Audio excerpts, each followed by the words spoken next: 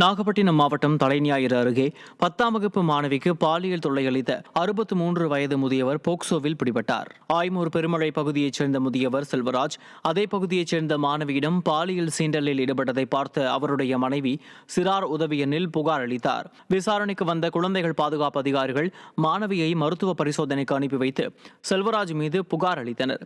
தமிழ்நாட்டு குழந்தைகள் அப்பா என்று அழைப்பதாக தம்பட்டம் அடிக்கும் ஸ்டாலின் குற்றவாளிகளை காப்பாற்ற திராணியற்றவராக உள்ளார் என மக்கள் குற்றம் சாட்டுகின்றனர்.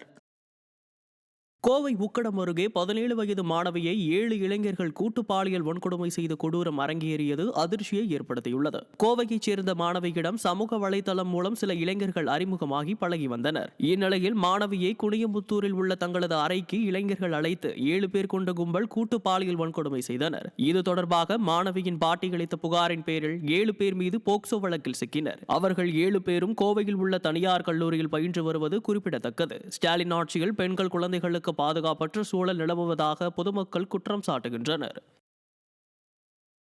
கல்லூரி மாணவிக்கு சமூக வலைதளம் மூலம் பாலியல் தொல்லை அளித்தவர் போக்சோ வழக்கில் பிடிபட்டார்.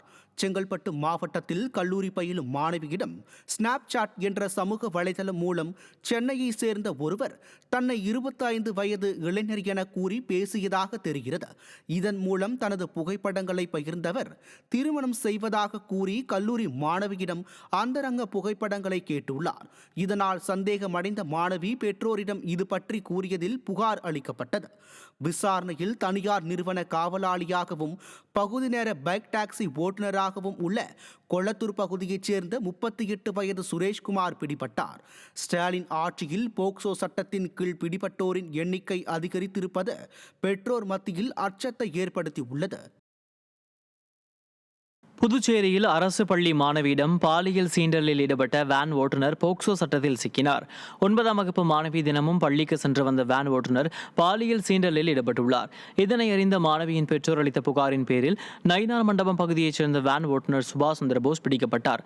பாஜக கூட்டணி அரசு பெண்களுக்கு எதிரான பாலியல் குற்றங்களை தடுக்கவில்லை என்று புதுச்சேரி மக்கள் குற்றம் சாட்டினர்.